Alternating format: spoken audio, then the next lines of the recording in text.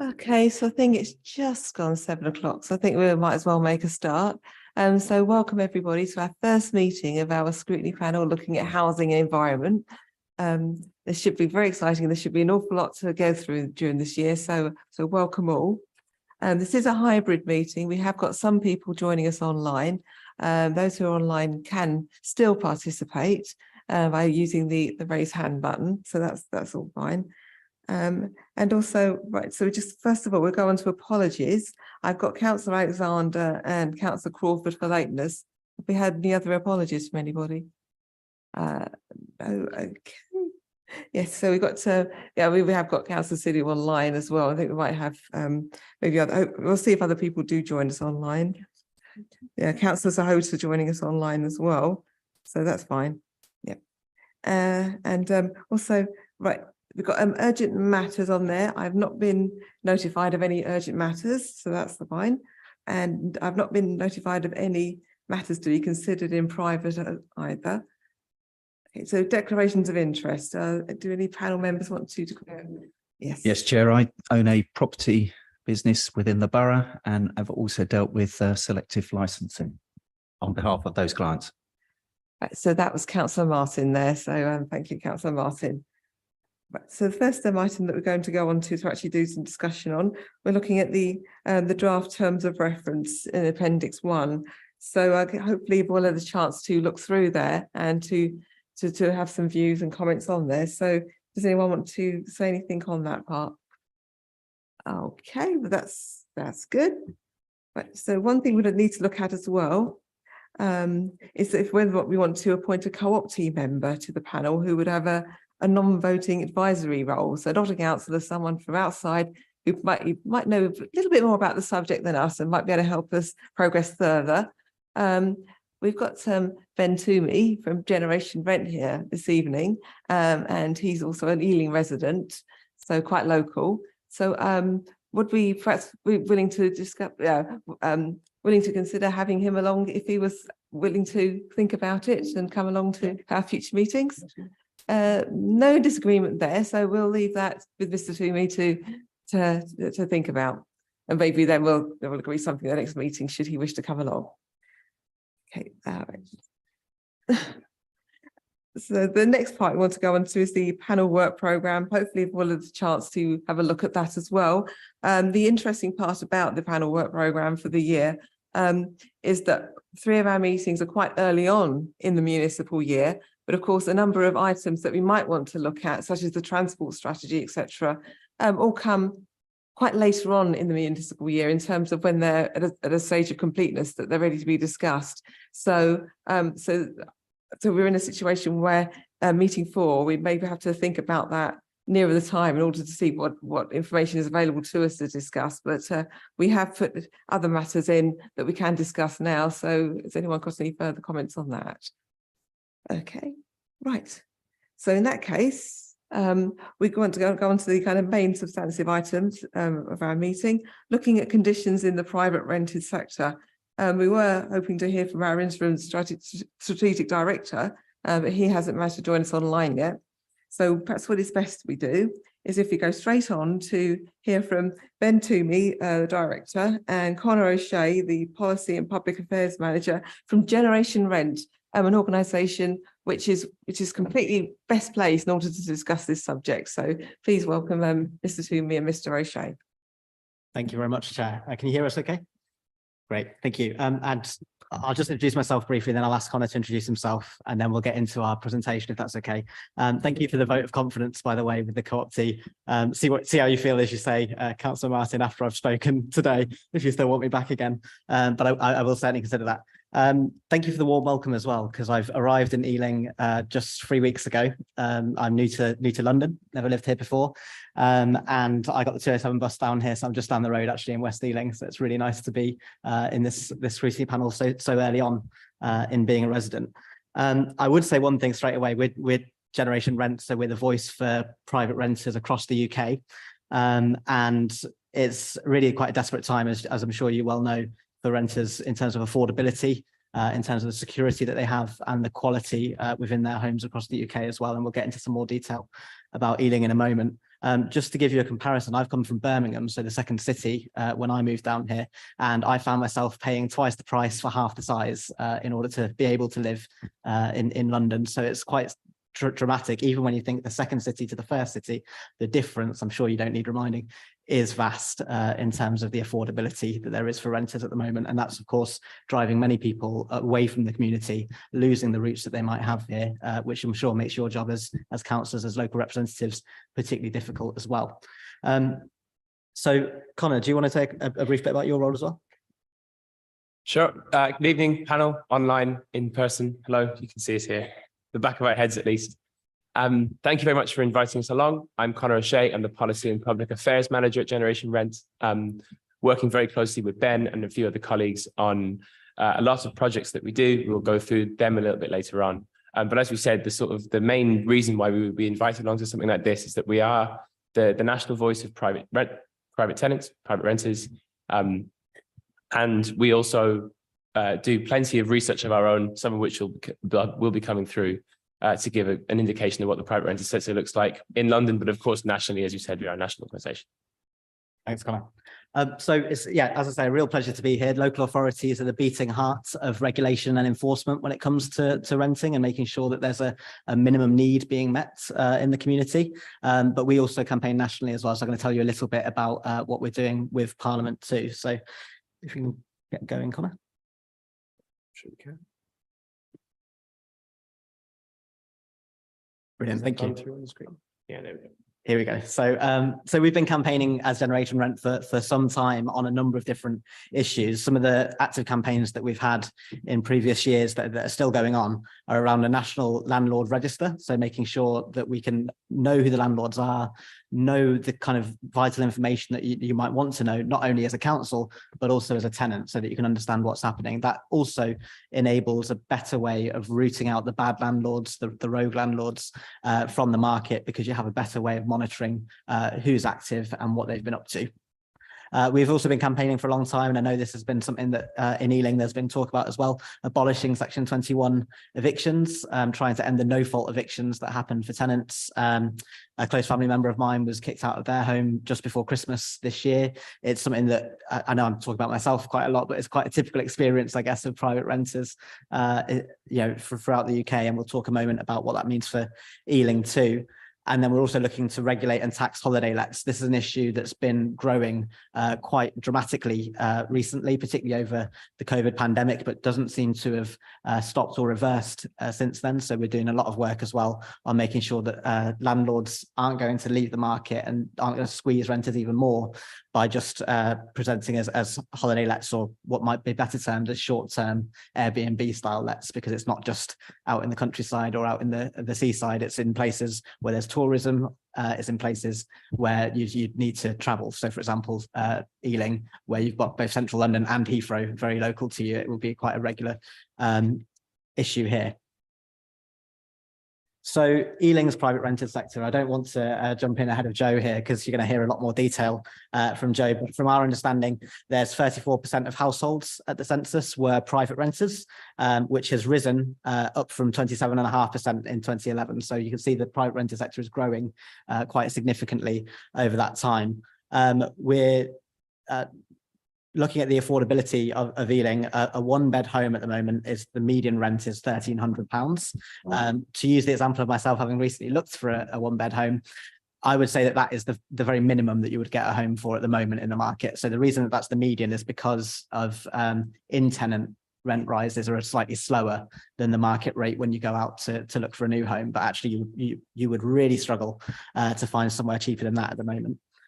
For the average wage, that's 53% of the wage packet going straight into a landlord's pocket, pre-tax as well. So on evictions, we've got the records from our recent Freedom of Information requests, I believe, and there were 595 Section 21 possession claims. So that's the no-fault evictions that I was talking about. That's the highest level since 2017, so the highest level in 6 years. There's also been 402 Section 8 rent arrears claims last year, and that's the highest level since data began. So There's obviously lots of factors involved in this, but you can imagine the big one is the cost of living crisis, and combine that with the increased demand for renting, which isn't being met by the supply of housing at the moment, then you're finding a huge amount of your rent, of your wage being spent on rent, and then potentially falling into rent arrears because of that. In terms of quality, we'll talk a little about this. There were, from our FOI, 556 complaints led to just 47 inspections. There's always a discrepancy between those and local authorities, but it's certainly something for the scrutiny panel to consider looking at. What was quite good was that there were 21 improvement notices made out of those 47 inspections, which is positive, as lots of councils do serve far fewer.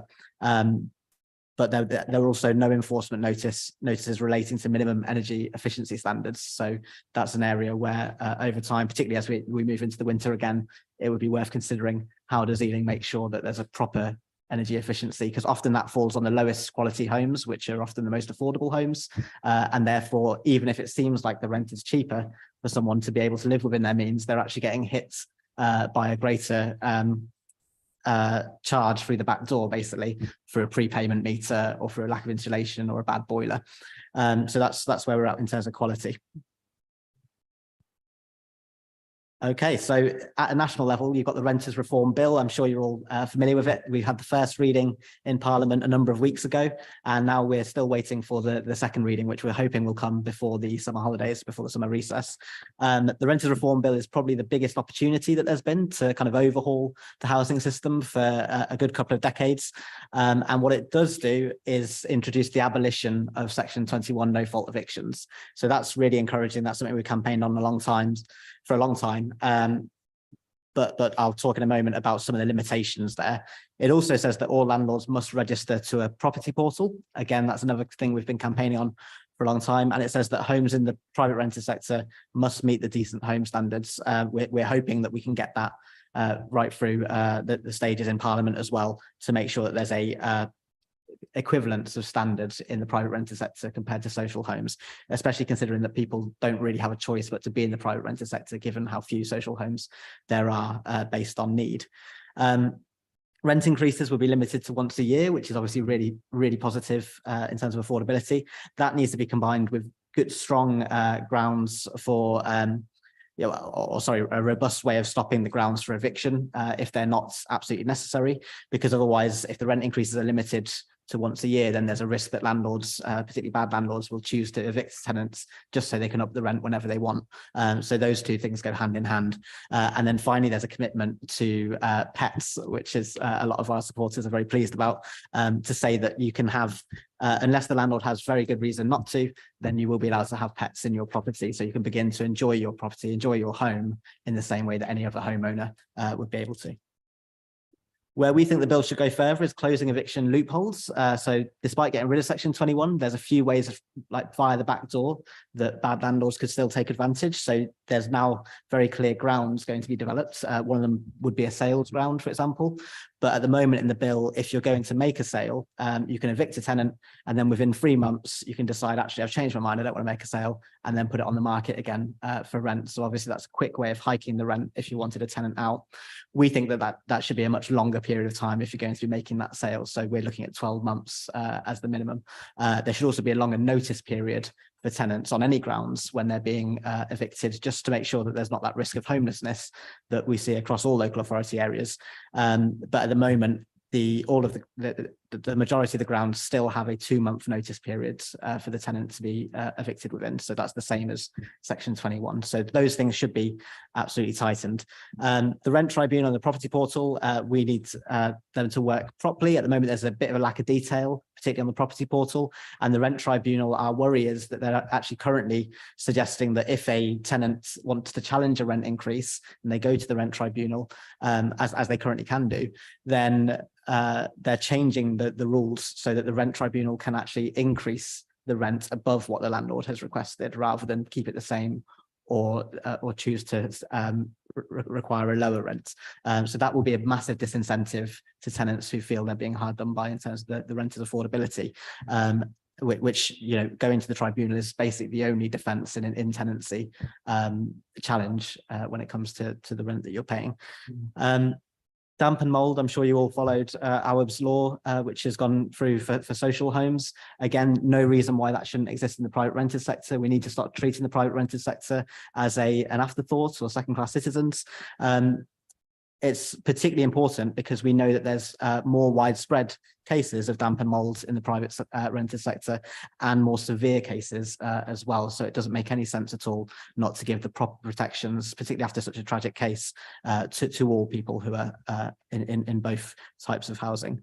We want to ensure effective enforcement, and that's partly where the local authority comes in, but including rent repayment orders that should directly benefit tenants. At the moment, when there's challenges that happen to landlords and when there's the landlord finds himself in court, often there can be fines, there can be things leveraged that come back to the local authority. There's very little that empowers the tenant to take action and then actually receive some of the compensation from that. So we think there should be rent repayment orders, particularly where the tenant finds that the landlord has been abusing the law or has been acting unlawfully, which they should be able to do through the property portal much more easily now. And then finally, we want to see the bill legislate against discrimination. So you'll be familiar with the no DSS approach that some landlords have taken before, which is to say that no one who's receiving local housing allowance would be considered. So that is theoretically unlawful already because it's gone through the county courts in a number of judgments, but there's not a precedent been set because it never went to the High Court in order to rule that as unlawful. The government has previously indicated it would like to legislate to make clear that you cannot discriminate against someone to have somewhere to live if they're on benefits, but they haven't yet kind of spelt that out. So there's still an ability for it to go unrecognised as well. And, you know, as soon as it's in law in clear writing, it helps us as Generation Rent to be able to tell our supporters very clearly what their rights are around that area.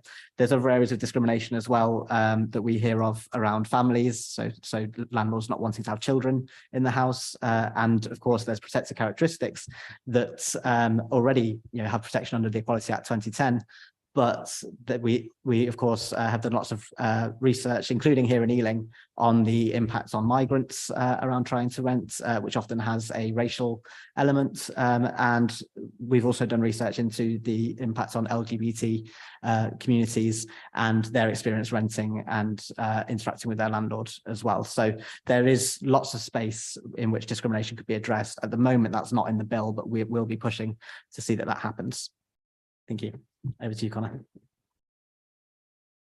Thanks, Ben. Just to speak more broadly about the themes that we're sort of seeing in the private rented sector at the moment and why some of the problems that I'm sure you've been hearing extensively have been are so prominent. So the first of these themes would be availability and the situation regarding the fact that there are few homes on the market. There's been a post-COVID return to cities.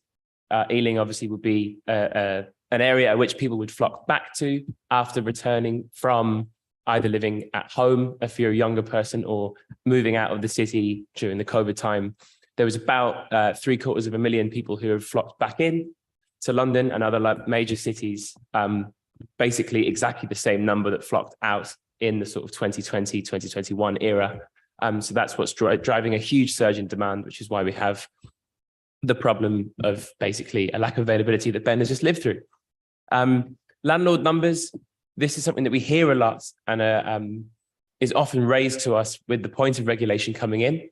Landlord numbers are not necessarily dwindling at the rate that you might expect, but given the sort of press coverage, they have slightly reduced, and there's often sort of threats that landlords may wish to leave the market as a result of regulation or tax changes or whatever else it might be. And that's not really something that we've seen a lot of. But it's something to be aware of course. If there is a huge flight of landlords, then that's something that should change. But just to say that that's not really the situation that we're seeing at the moment. Of course, there is the well-worn line that when a landlord does leave the market, the property remains. It doesn't burn down. So it either goes into owner-occupiership with somebody else, or another landlord perhaps takes it on and continues to let it out. So that is something to consider if that argument is thrown across you when you are looking to bring further regulation or anything else into the market. A couple of phenomena that we see with our supporters, and that has been getting some press coverage recently, is the bidding wars and the gazumping. So landlords encouraging tenants either to bid higher than the asking price and saying, oh, Sherlock, somebody else has gone to this number, can you push it this far? Or even encouraging people to come in late with a huge offer Another thing sort of related to that would be being asked to pay multiple months rent up front, up to a year, that we've had from our supporters, basically saying this is what you need to do to secure this property, which is a very, very difficult thing, obviously, for almost anybody to be able to afford. The letting fees ban, which is something that's been in for a while and something the Generation Rent was quite heavily involved in as it happened, is a fantastic thing, but we have started to see evidence of letting agents in particular encouraging payments that would breach that letting fees ban, in examples like paying to have to view a property or paying for some of the services attached to moving a tenant in on the tenant side. And those two are, of course, illegal. So just to flag in enforcement things, that is something to keep an eye on. The private rented situation, according to rents, which I'm sure is the thing that you often hear most of, is that rents are essentially now at the peak rate of unaffordability that they have been since records began. Londoners in particular are acutely affected. About 40% of Londoners' income after tax goes on their rents broadly. But what we do see is that the newer tenancies, so people who are starting their tenancies now as the price is so high, are seeing proportionally more. So those who are holding on to their properties a little bit longer because they know even if it's not perfect for them, the market out there is so brutal, they'd rather stay in. Interest rate changes will also affect this. Obviously, the bad news that came out last week about a further hike. Any landlords, and there's about 40% of properties in the private rented sector have a mortgage attached to them. So those landlords will be seeing a pretty high increase now on what they pay. So that cost, you can infer, is going to be passed on to the tenant. Obviously, the other side of that coin is that about 60% isn't. So that's one to consider, that if that's coming across the board, maybe there might be a touch of profiteering going on there. And supply issues, which is basically underpinning everything in housing in the UK at the moment, not just here, but I'm sure it's particularly acute as it's a London borough, is there's just not enough homes of all tenures, social housing in particular, but just not enough homes in general. Rent control is something that is often discussed. It's obviously not within the gift of the local authority or even the Greater London Authority to put rent controls in. It's a national conversation that I think is moving in a certain direction, but most certainly requires scrutiny and is not something that we anticipate coming through under this government, at least. Holiday lets we touched on earlier, but what we do need to see is mechanisms to protect long-term homes and basically ensuring that those who want to live in Ealing full-time aren't being turfed out and replaced with short-term Airbnbs. An example that we had from Camden is that their total housing target for the year, pretty much exactly, was lost to Airbnb in 2022. So the amount of homes introduced to supply, all of that went in real raw numbers terms onto short-term lets. And that's often a topic that when we bring it up is discussed, and people think Cornwall, people think Devon, holiday areas, but Airbnb are having a huge acute impact in local areas in London as well. And that's of course something I'm sure you're aware of. Generation Rent research says that 29 homes every day go from being in the standard private rented sector to the holiday let sector. In terms of standards, I know selective licensing has been introduced or been discussed already, but we really welcome Ealing's comprehensive approach and your commitment to your selective licensing scheme. It's really well thought through. We deal with a lot of them, and actually a lot of Greater London authorities are looking to bring them in at this stage, but Ealing's is established, and it's something that we can clearly see is a commitment of this group. So we commend that highly. For example, we have things like the energy efficiency discount in licensing, which I've mentioned down there. It's such an intelligent way of using the scheme to ensure that something positive does come out of it. Energy efficiency more broadly, as Ben already mentioned, is such a difficult situation for private renters, especially because of their lack of agency over what they can do on these things. So any incentive such as this discount in licensing is really welcome. So we commend Ealing's work there. We hope to see some of the work of the selective licensing schemes integrated into the portal, but the portal will most certainly not be superseding selective licensing. Selective licensing has a really important role to play outside of what the national property portal will be bringing in. So we would hope most strongly that these things will remain even as the property portal is introduced. This is something, I'm sorry, I'm aware we've gone over time. So do you need us to stop or shall we carry on? Because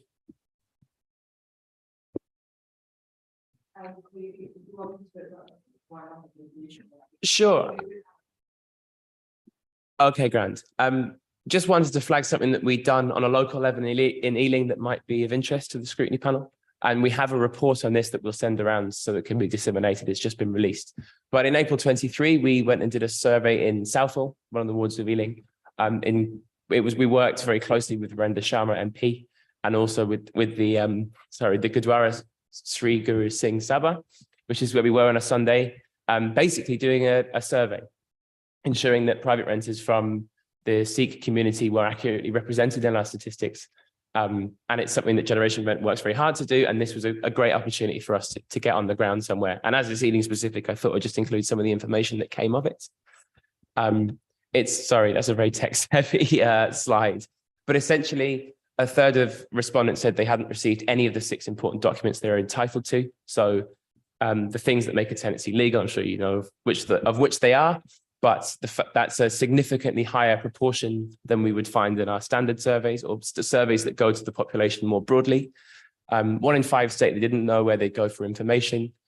4 in 5 said that they struggle to find an affordable home to rent, and 3 in 5 said they often struggle to do so. That again is outsized in relation to our sort of national statistics.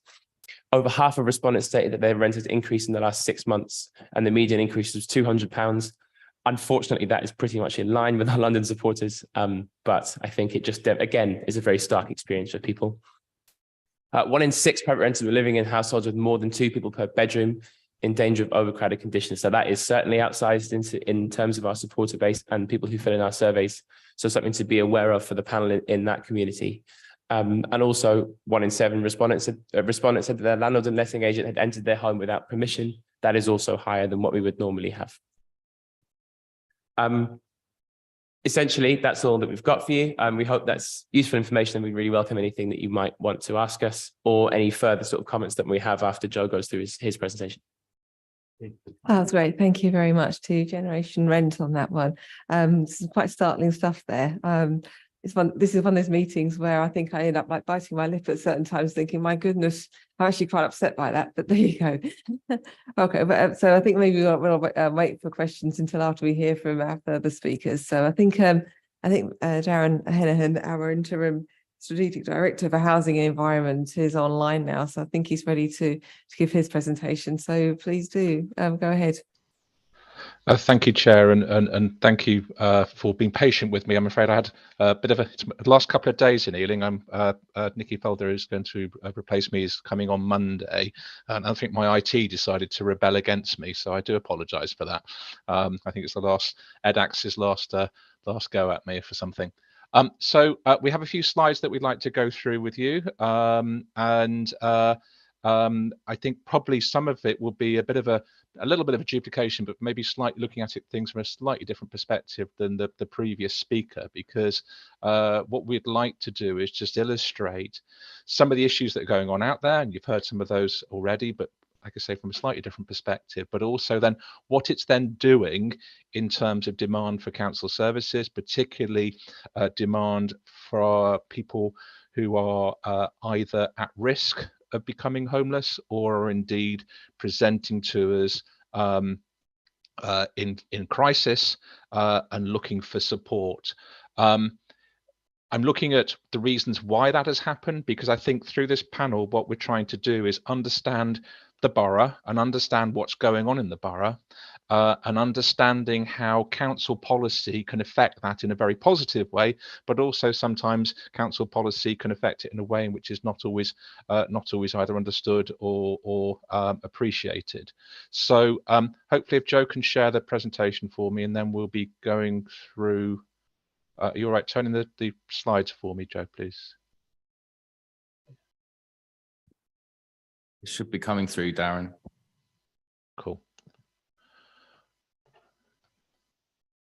Okay, so what this presentation will do is have a look at, if you can put the next slide up, please, mate. So we'll look at the overall housing crisis, and again, colleagues from Generation Rent have described that very well. Have a look at our property licensing schemes, and look at the effect of that and how that is trying to drive up both the quality, but also the rights that tenants have within the private rented sector, because a very large number of people now, as I'll show you on a slide, that the amount of people in the private rented sector in Ealing has increased significantly.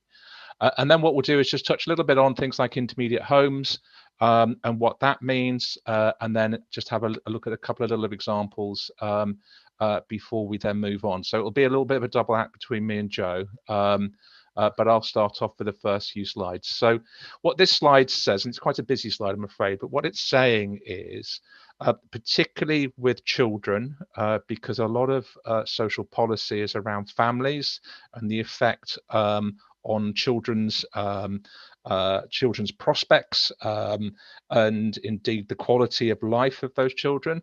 What this slide does is it looks at the number of families who are in what's called absolute low income. So what absolute low income means is they do not have enough money after they paid things like their rent and other things for basic things like sufficient food, being able to heat their home properly, and being able to pay for trips out and all of those sorts of things that we want our children to be able to have in order for them to be able to thrive. So because earnings in Ealing have stayed fairly stable, so the average wage in Ealing is around about 36,000.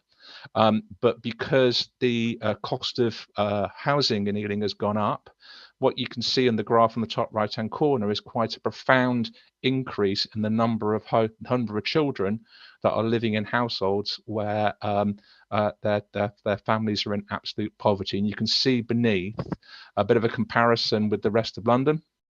And what you can see is that Ealing does not have high income families for London. We are at the lower part of it, but of course, because our house prices are so high, it means that that ratio between the two is particularly challenging. If you just move on to the next one, please, Joe. So what this is then looking at is the housing being an economic issue. So issues of low pay, deprivation, inequality are compounded by poor housing availability. And what you can see in this slide is that 71% of neighbourhoods that across the borough fall into the 20% of most deprived areas nationally for barriers to housing and services. In terms of affordability, Ealing is similar to places in the southwest like St Ives and Newquay. Because incomes are relatively low, but because house prices are so high, you've often got a similar situation to what you would get in somewhere like Newquay or St Ives, where many people have come in and bought up properties at high prices and have then priced local people out of the market.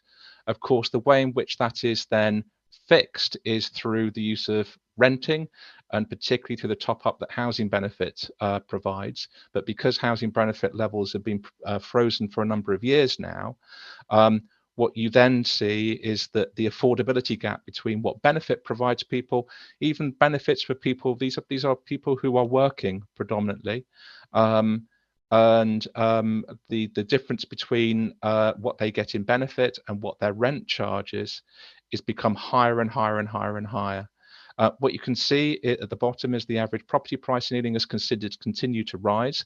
That is predominantly because of people entering the private rented market as landlords and some fairly large institutional investors coming in and investing in individual properties, but also just because of the overall demand for people coming into the borough.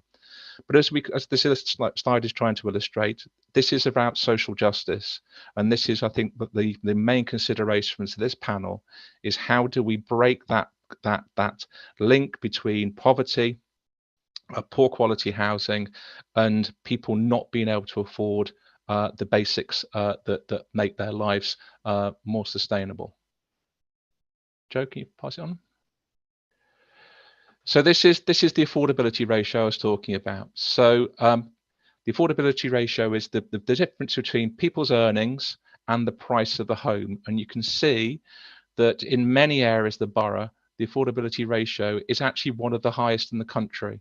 Like I say, this is similar to areas of tourism.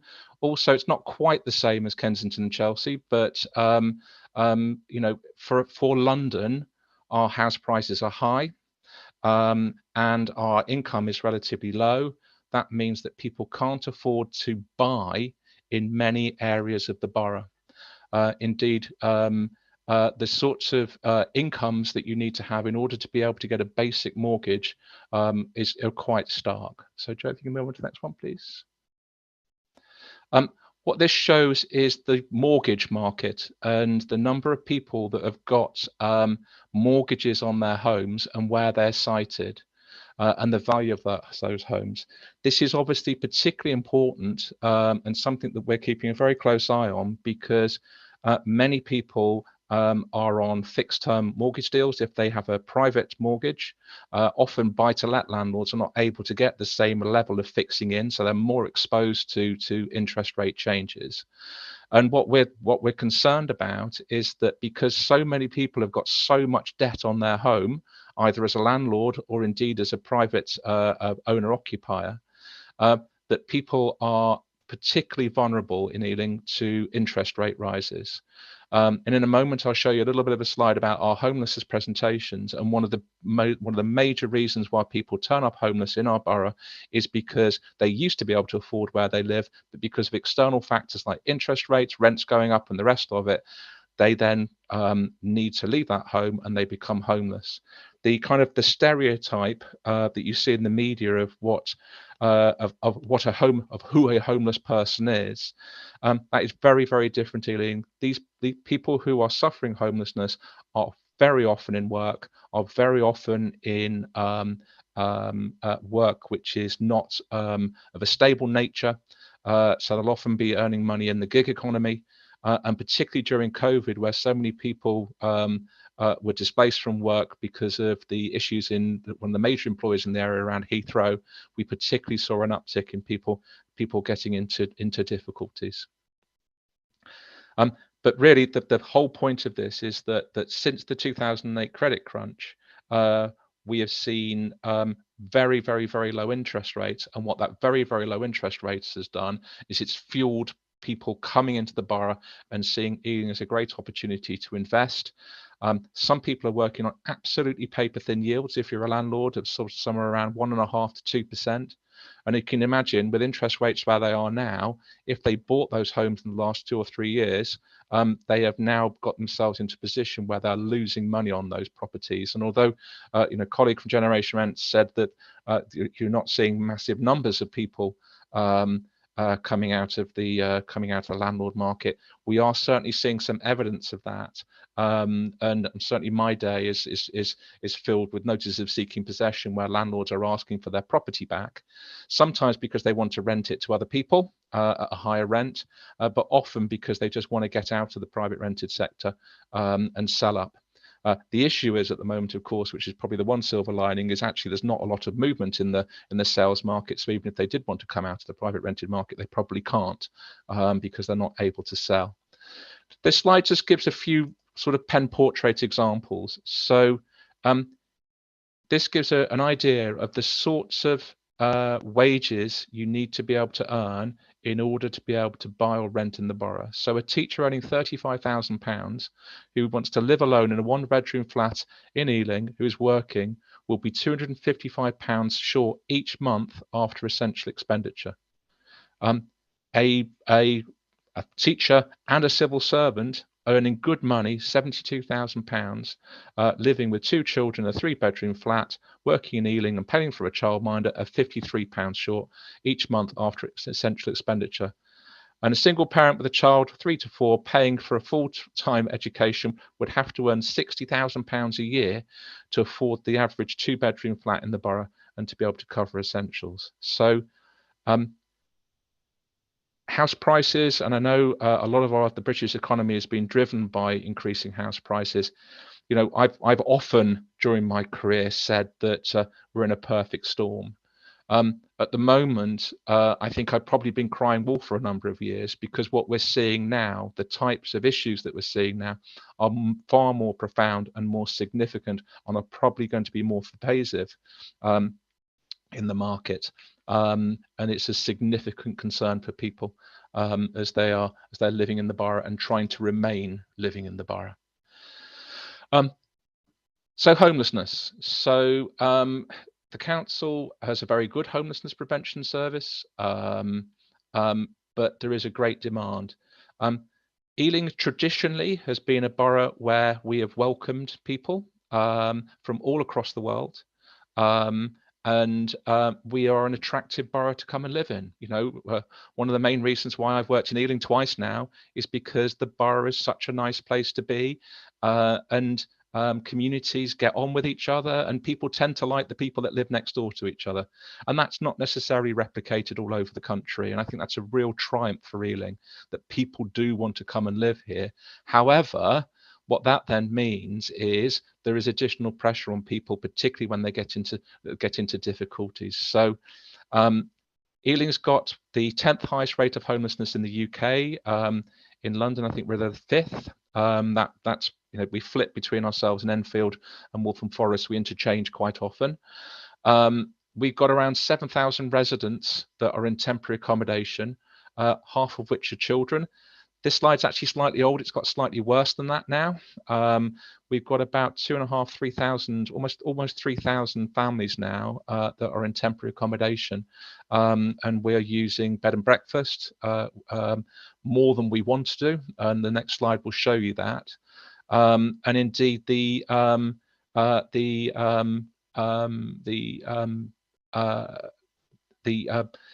challenges that we have are just simply getting more and more significant. So this slide tries to describe some of those challenges that are there. So rents have increased by 9.44% year on year. That's patchy within the borough. There are some areas of the borough, particularly around Greenford, where in the last year, we believe rents have increased by around about 16 to 18%, and in other areas it's slightly less. And what we're seeing is that is simply increasing, and frankly, it's accelerating. Every month, the amount per calendar month in rent has increased by £124. And the supply, or the historic undersupply of properties in the market post-pandemic, has returned back to the pre-pandemic levels in terms of the availability of properties. So what the comparison at the end is about how rents have changed compared to other London boroughs, and you can see Ealing is slightly below the London average, but is still significant. But like I say, when you look at the borough, there are some areas where rents have increased significantly, and some where rents have not increased quite as strongly. Joe? So this is what we're trying to do about it. So Ealing builds homes. We have a significant political priority of building homes. We've delivered almost 5,500 new homes have been delivered since 2018, which is the 7th highest in London. And indeed, if you look on the bottom right-hand corner, you'll see that Ealing's now the 3rd highest in London in terms of the number of starts that we've made, because of because of the ambition that members have set, and also backed it up with significant investment, almost £400 million over the last few years. What we know, though, is that this is slowing. And it's becoming increasingly challenging in order to be able to deliver homes. But one of the ways out of this is through the ambitious programme that members have set, and particularly councillors like Councillor Manroe and Councillor Mahfouz, that are very, very determined that we will maintain our commitment to building homes, and building affordable homes as well, which is also incredibly important. Thank you, Joe. Okay, so this is the slide that looks at our homelessness and demand. So there's quite a lot going on this slide, but this is one of the performance dashboards I look at every month. So what you'll see at the top right-hand corner is a series of descriptors of why people present as homeless. And you might not be able to see it clearly on screen, so I'll just quickly run through them. So the biggest reason why people present as homeless in this borough is because they cannot afford the rent where they are currently living. And that means that they've either been evicted by their landlord, or indeed they've decided that the rent that they've made it voluntarily decided to leave that property and have come to us for help prior to eviction by the landlord. So 138 out of 338 people, and this was in April, presented to us because they couldn't afford their because they couldn't afford to live in their homes. There is then the normal the normal societal things that happen. So 57% of people presented to us because they weren't able to live in their homes because they were often overcrowded, or there was some form of family breakdown. Overcrowding in London is particularly profound. Some of the real aggravating factors for things like damp and mold because of the level of occupancy of homes. So if you have more people living in the home, particularly because people's lifestyles have changed and people are spending much longer in their home because either they're working from home or because they've got some form of health need that causes them to be at home. Because of that, we know that people are spending a lot more time in their property, and that's an aggravating factor for things like damp and mold. But also because people are spending so much time together, it's an aggravating factor for things like family breakdown. Often people, when they become homeless, the first thing they do is they go off and sofa surf. So the 24 is that friends are no longer willing or able to accommodate. I'm sure that we've had friends or people, or maybe ourselves, I know I have, I've sofa surfed in my life. You're often given a very warm welcome, but that welcome is limited, is time limited, and people present for that. We do get a steady stream of people that are presenting to us because they're a victim of domestic abuse and fleeing domestic abuse, and we have particular services that support people. And then you can see on the rest of it, the one which is probably the lowest area is things like the property being in such a poor state they can no longer live there.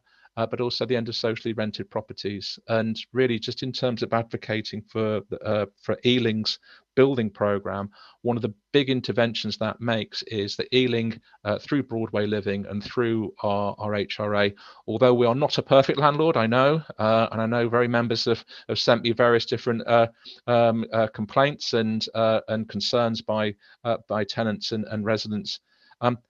We don't just evict people on the hoof. We don't just, take random action with them, and we do support them the best way we possibly can. And that's why the number of people that present because their socially rented tenancy is finished is so much lower than the rest. The one that really, the two little polo mints at the top, half polo mints on the top left-hand side are our homelessness prevention statistics. So those look at the percentage of people who present who are prevented from then becoming statutorily homeless. So what this does is we have people who work with people like Job Centre Plus, and when we see people getting into trouble, we intervene. And we go and talk to them, and we talk to them before their landlord then says to them, well, hold on a minute, you haven't got enough money to be able to pay the rent. Members last year put almost £1 million into financial inclusion advisors. So we go out and talk to people and make sure they're getting the appropriate benefits. We give them support on family budgeting and planning, but also particularly this year we give them support around the cost of fuel, which is a particularly big issue this year and will be going forward. You can see that last year we were able to present, so 73% of people who were at risk of becoming homeless, we managed to prevent them actually becoming homeless. That's lowered this year to 57%, predominantly because the number of properties available in the borough or locally where people would be able to afford to live has reduced because rents have increased. So therefore we've needed to bring them further into the support system, because if we do declare them to be homeless, we can offer them more financial support. The other one that we really worry about is the nice smiley face down the bottom, and that's the number of families which are in bed and breakfast. The black line is the number of families in bed and breakfast for over 6 weeks, and the blue line is the total number of families in bed and breakfast. Now, we want no families to be in bed and breakfast. It is an appalling way to grow up. But unfortunately, when family circumstances change and when people present with us, we do not always have enough nice flats or street properties that we can put people into. So our use of bed and breakfast is going up. Indeed, it's doubled in the last year. During the pandemic, the reason why it went down in 2020 is because of the pandemic and the bar on evictions. But we can see that the number of people in B&B is going up and up, and is almost the same as pre-pandemic levels now. The coloured bars show the number of people that are in bed and breakfast and what their needs are.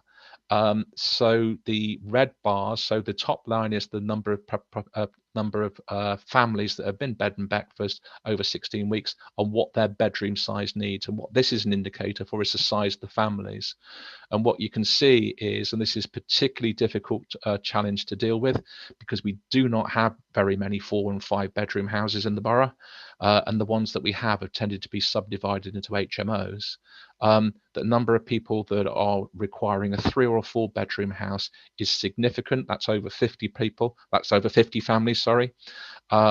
So we have 50 families with that need over 3 or 4 bedroom, which is code for they've got 5 or 6 children that are living in bed and breakfast accommodation, and that's just not a place where we want to be. And indeed, there is a proposal floating around which will be coming to cabinet to increase the number of street properties that we purchase, both within Ealing but also in some of the neighbouring boroughs, where we actually go out and physically buy properties that we know we can extend and develop into larger properties. The little table down the bottom right hand side just gives you an indication of the percentage increase year on year in the number of claims. So this is housing benefit claims for those living in bed and breakfast, and you can see there's a quite significant increase. But also, because the council only gets a certain amount of subsidy, a certain amount of support through the benefit system from the government, but is paying higher rents than that, the council contributes. Last year it was around about £7.5 million. We think it's going to be closer to £10 million, which is called the subsidy loss that the council has.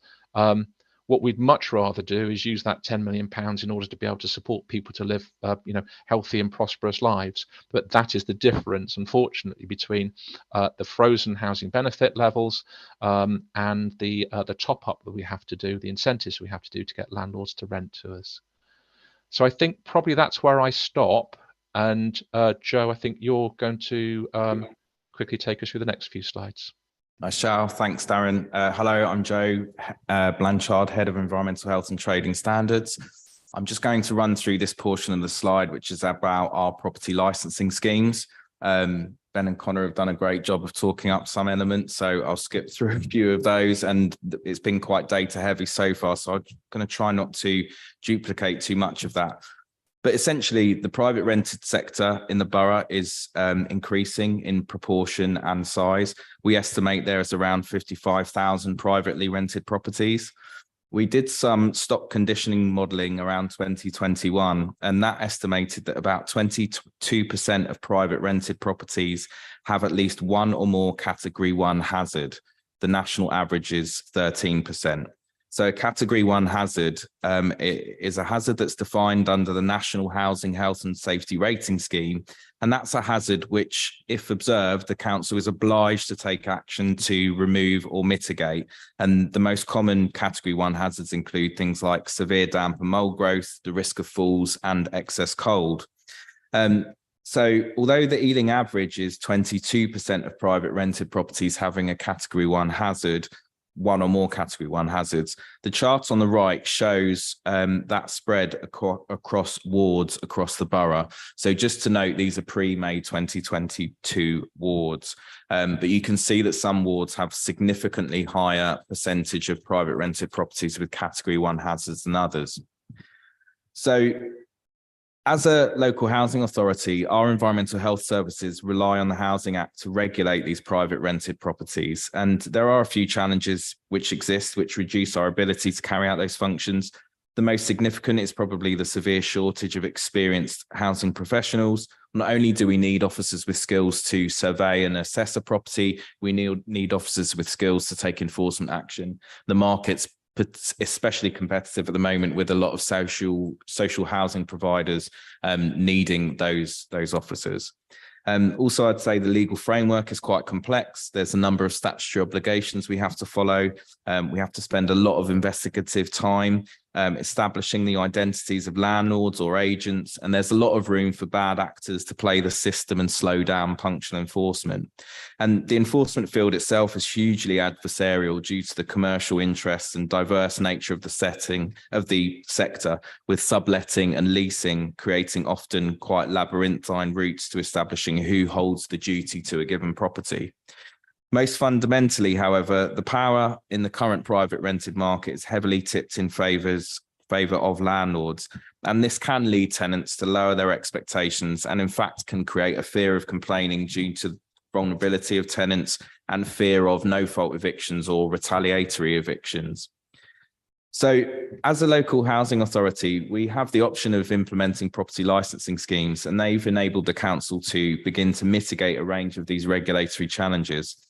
So firstly, probably one of the biggest ones is the scheme actually requires landlords to approach the council to identify themselves as a landlord and obtain a license. It's enabled the council to set up a clear standard via license conditions for concerning the physical upkeep and management of properties, which landlords have to adhere to.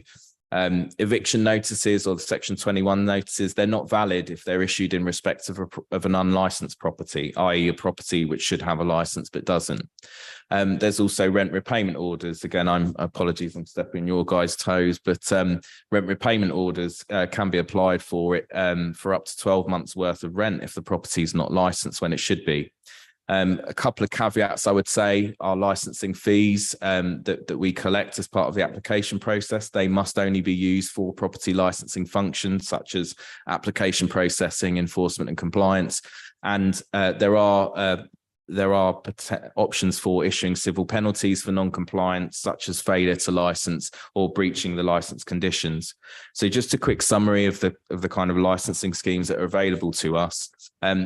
What we call mandatory HMO licensing. We call it mandatory because it's a legal requirement that all local authorities have to license large HMOs that are occupied by 5 or more people who live in like 2 or more households. So that's mandatory HMO licensing. In the borough, there's also additional HMO licensing. That's for slightly smaller HMOs. So that's for 3 or 4 people. And then lastly, there's selective licensing. So those are private rented properties occupied by single families or 2 unrelated people. For large selective licensing schemes, councils have to obtain government approval for schemes of a certain size. So just to go through the process that we adopted in terms of actually implementing licensing schemes. What we did is we carried out comprehensive consultations, a lot of evidence gathering. We did private rented sector market studies. And through that process, we developed some property licensing scheme objectives, which I've summarised on the right-hand side, along with quite a few detailed policies on the mechanisms of how we'll run the scheme, how we'll make sure it's financially solvent, how we calculated the fees, etc. The table on the right-hand side at the bottom, apologies, it's so small, but that basically is our forecast of income and expenditure over the 10 years that the scheme will be active, and that our forecast estimates that we will break even at the end. And in fact, that's basically a requirement of property licensing schemes. If we have a large credit at the end, we have to consider how we might deal with that. For example, repay that to landlords that have paid a license fee. So all of the licensing schemes were approved to go ahead by Cabinet. The first smaller schemes in December 2021, and then in June 2022 we received Cabinet approval to apply to the Secretary of State for the larger selective scheme. So just a bit on landlord engagement that we undertook early on. So we did wide-ranging media campaigns, including digital billboards, vehicle billboards, radio adverts. We also publicised both in terms of the consultation, and once we'd established what licensing schemes we were doing, both inside and outside of the borough, just to make sure that we are targeting the landlords. As part of the license scheme policies in terms of fees, we did a kind of raft of discounts. So one discount which we don't offer anymore, but is the early application discount. So we offered 25% off those landlords that applied within the first 3 months of the licensing schemes coming into effect. The other two discounts are in place in perpetuity. Firstly, and new generation rent have referenced this. We offer £75 off for energy efficient properties, those with an EPC of A to C. We also offer £50 off for those property license applicants who are members of recognised landlord accreditation schemes. So that's some, we are trying to attract compliant landlords to the scheme in particular. We did some free license application training. We've published things on YouTube, and we maintain answers to over 100 frequently asked questions on our website. So just to give you an overview of the geography of the borough, essentially what this slide shows, and again, I'll just flag, these are pre-May 2022 ward boundaries, is basically every private rented property in those orange and blue areas will need a license. It's only HMOs, so additional and mandatory HMOs, that require a license in the green areas. So we estimate overall, and I will make it clear, this is the top maximum estimate from our stock condition modelling and other data. We estimate around 41,000 potentially licensable properties are out there across the borough. So apologies that this slide is so busy, but it's kind of necessary to just show how the schemes will function over the 10 years. So property licensing schemes are live for 5 years, and nearly all licenses will be granted for 5 years. So really, schemes exist for 10 years. As you can see, the top two lines here, they're some of our legacy licensing schemes that began in 2017. So we still have a number of licenses which are in effect and live from those license schemes. The top two are the smaller selective area and the additional licensing scheme, which started on the 1st of April 2022, and then the large selective licensing scheme, which began on 3rd of January 2023. That date is strange, I'll just say, because it was the Department of Levelling Up that instructed us when that date had to begin. So they decided the first working day after Christmas. And then probably of more interest is the bottom slide, which just demonstrates the different phases that we're expecting to undertake as part of property licensing. So this early stage, really, we're in a process of encouraging all those that we think need a license to get a license. That will change over the coming year to basically enforcement to secure licensing. And then we will move some of our focus over to proactively inspecting those properties which have already got a license. That's not to say, though, those three bottom lines, they exist continually. So these are reactive interventions. So in response to complaints or allegations about breaches of license conditions, we take action to secure improvement in conditions in properties and enforcement actions. So thanks for the compliment around our improvement notices, but I accept we've done 0 prosecutions, although we have issued 40 civil penalties over time. So we need to carry on with those three lines at the bottom. Just a little bit of these kind of earlier phase initial data. So this was up to April. This was up to April. So by the first 3 months of the scheme, considering all property licensing schemes, about 37% of the maximum estimate, so 15,000 applications had been made or licenses agreed within the first 3 months. So 37% of our top estimate. That's actually when you compare it to some other to all other local authority schemes, that's actually quite a healthy percentage for the first. Well, it's the first year of the smaller scheme, but the first 3 months of the substantive scheme. And we still have effectively 4.5 years left to go through those phases I talked about encouraging landlords to comply. And we need to switch that in a graduated enforcement approach to enforcing landlords to comply. So we've carried out a number of inspections, a number of investigations. We've identified housing hazards, particularly those category 1 hazards that I talked about earlier. And over time, we've served 150 enforcement notices. So you'll notice from one of Darren's slides earlier, the reasons for homelessness. One of them was for property disrepair. So that would be our property regulation teams finding properties which are in such a poor condition, we have to serve what's called an emergency prohibition notice, work with our housing solutions colleagues to house that, house the tenants, because one of my officers has identified that that property is such an imminent risk, it's not fit to live in.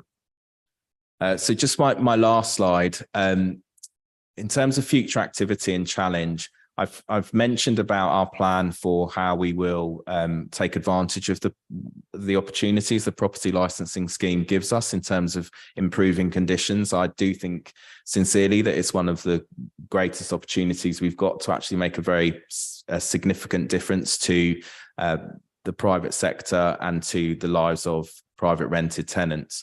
But in accordance with that, one of the things we do need to do, I think, is improve the offer that we've got for engagement with tenants and with advocacy groups. So it's excellent that Generation of Rent are here, and hope you are co-opted onto the committee to hold me to account, in addition with our members around how we do with the property licensing scheme. But we do need to kind of harness a bit of a tenant's voice. We've already begun building relationships with some of the groups that we've put on the board. We need to enhance private renters' rights in the borough.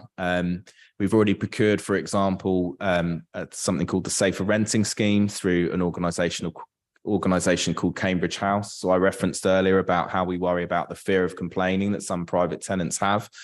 What Cambridge House offer is for particularly vulnerable tenants is they provide an advocacy and legal advice service for tenants that we refer to them. So it's actually a joint scheme with my homelessness prevention colleagues. So we offer it if we're in the middle of enforcement and a tenant is vulnerable to malign behaviour from a landlord, whether that's a retaliatory eviction or turning up unannounced, and that kind of thing. So we will put them through to Safer Renting.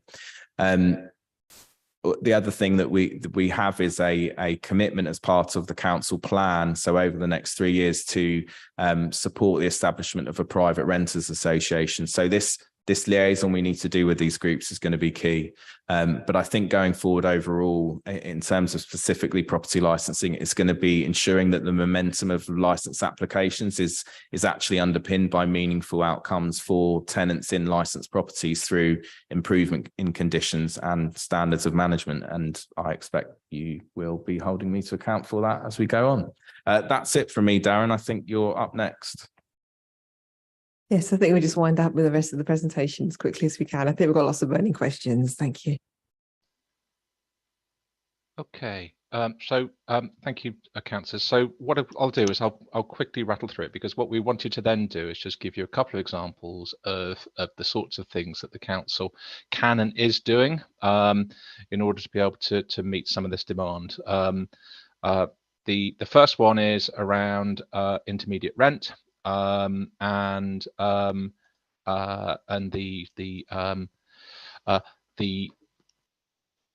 way in which this types of tenure can provide a particularly good option for people who are currently in high cost accommodation, particularly rented accommodation, because what tends to happen with intermediate rent is that we let properties that do receive subsidy, do receive grant from the GLA, that then are able to be particularly targeted at key workers and people who are struggling to pay those higher levels of rent.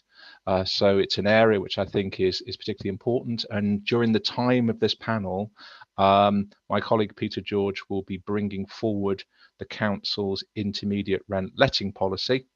And I think it would be really useful, Chair, if we could bring it back to the panel just so you could see that in detail and provide your advice. Okay, the next example is around, Joe, is about London Living Rent. So London Living Rent is it is a product which is promoted by the GLA. The vast majority of our new build properties are are under construction at the moment, will be let at London Living Rent.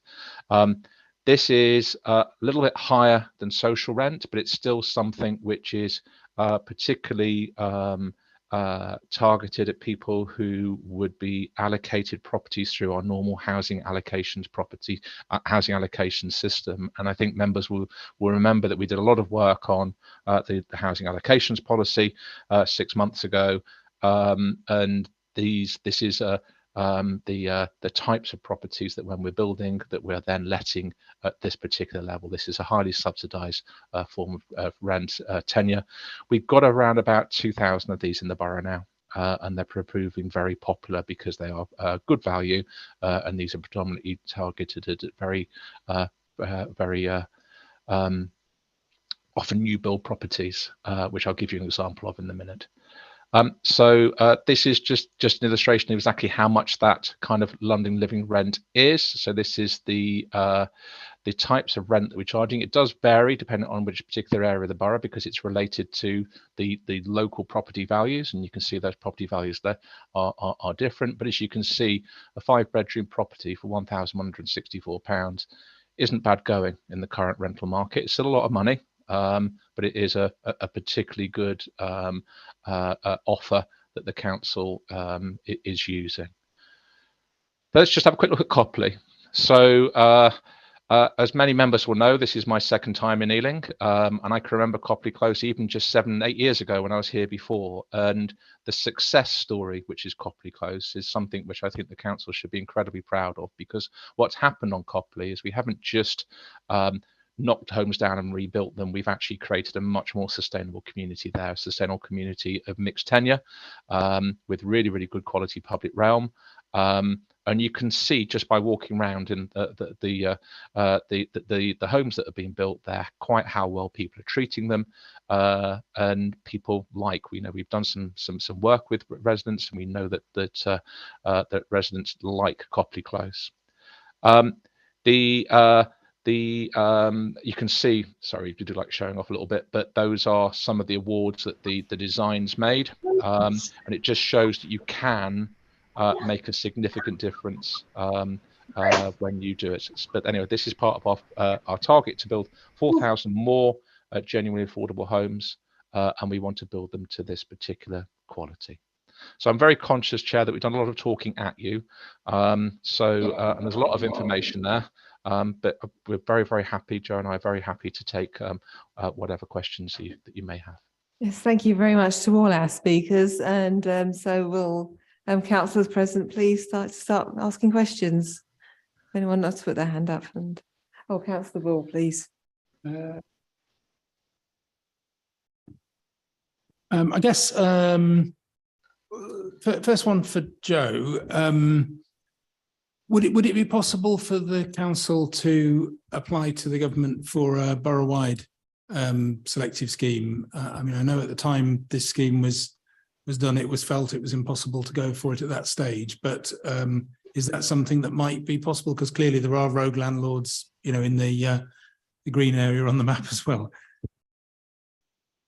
Yes, I mean it is possible, but you have to apply to the Secretary of State to do so. There are, to say this diplomatically, the Department of Levelling Up at the time, I don't know if you remember, kind of sort of June to September 2022, I think we went through a number of ministers there. I think that's the most I should say on that.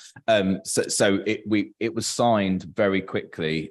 We received the designation in September 2022, and I think we only submitted it in July. And other boroughs' experiences, it takes a lot longer than that, and they will get questions backwards.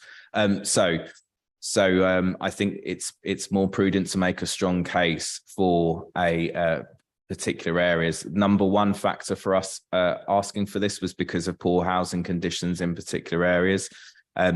one of the things I think maybe this committee could do is over the time of the property licensing scheme is particular challenges to myself and my colleagues on property licensing about how can you demonstrate the difference that it's made to conditions in the private rented sector, and that would form if I think we can if we can recognise the opportunities and potential which I see there. If we can recognise those, we will form an inarguable evidence base for potentially a borough-wide a selective property licensing scheme. However, it's been tried before and ideologically knocked. Sorry, that's wrong. It's been knocked back for reasons which were stated. That's what I'll say. Just interject, firstly to support everything that Joe's just said there. That's certainly the experience that Generation Rent has had when we engage in selective licensing consultations. We would be the sort of organisation who's asked, and I'm sure that there was similar organisations to us who were asked when Ealing brought theirs in. What happened a couple of years ago, 2020, is that Liverpool and Brent, I believe, were the two which had borough-wide selective licensing schemes, and well, in Liverpool's case, obviously citywide. Their application to renew them was declined by the Secretary of State, as is their prerogative, and it's taken them a very long time to get back on their feet with any sort of scheme. I think Brent had a pretty significant gap where there was nothing as a result of that rejection. And I was involved in the consultation scheme for Brent, and they have done a very meticulous job at drawing out the wards which they think are going to be the ones that succeed and the ones that don't, and that reflects the experience that Ealing have had here in their approach. Thank you to Conor O'Shea from Generation Rent for adding to that. Thank you. Any further questions from, Councillor Martin, please. Yeah, thank you, Chair. I suppose to Ben and Conor, I can resonate a lot of what you've said today. Working within the property sector, it is quite alarming, to be quite honest, some of the stories you do hear. I suppose my question as such is that in order to try and keep the private rented sector going, you're looking to abolish the Section 21, but you need to give something to the private landlords that they've got the option, if they need to have their property back. Now, I remember speaking a number, probably about 12, 18 months ago, with a number of MPs with a suggestion of potentially, instead of the Section 21 notice being 2 months, 3 months. Is that something that you would consider as being acceptable, or would you, what is it you would like to see, but feel that maybe there is a bit of a compromise here? So that's the first question. The second question is to Darren.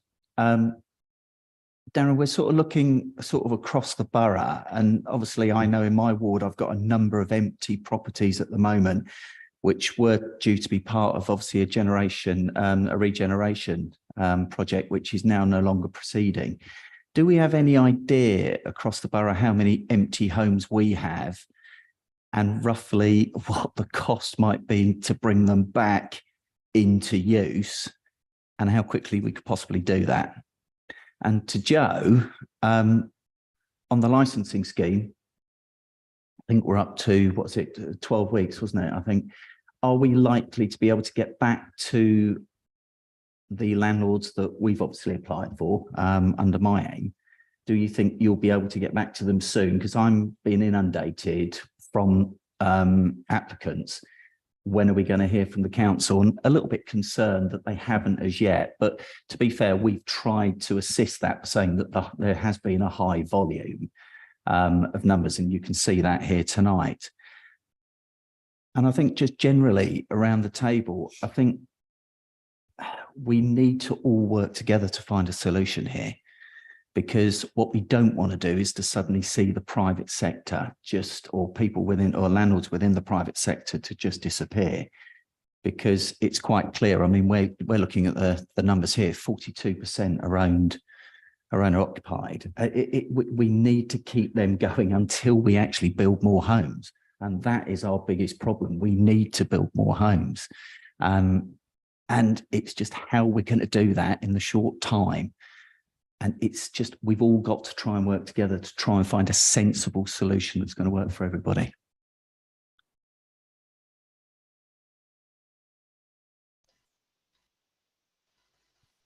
Sure, thanks. Although we were the first question, I'd like to endorse your last point, the notion of cooperation, everybody working together.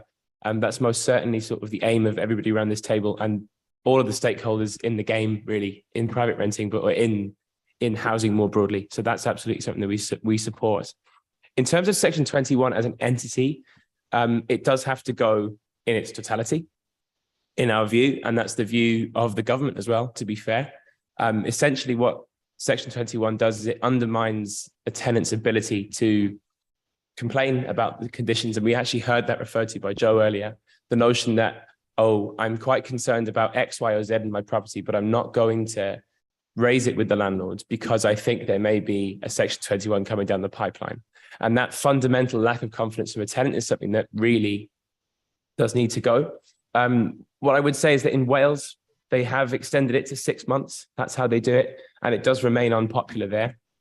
But within the framework of the Renters Reform Bill, this is sort of meat of my point before I pass over to Ben, is that there are plenty of grounds for possession that will still exist. So the ground for sale, the ground for moving family members in, and there are a few, there's about 8 of them.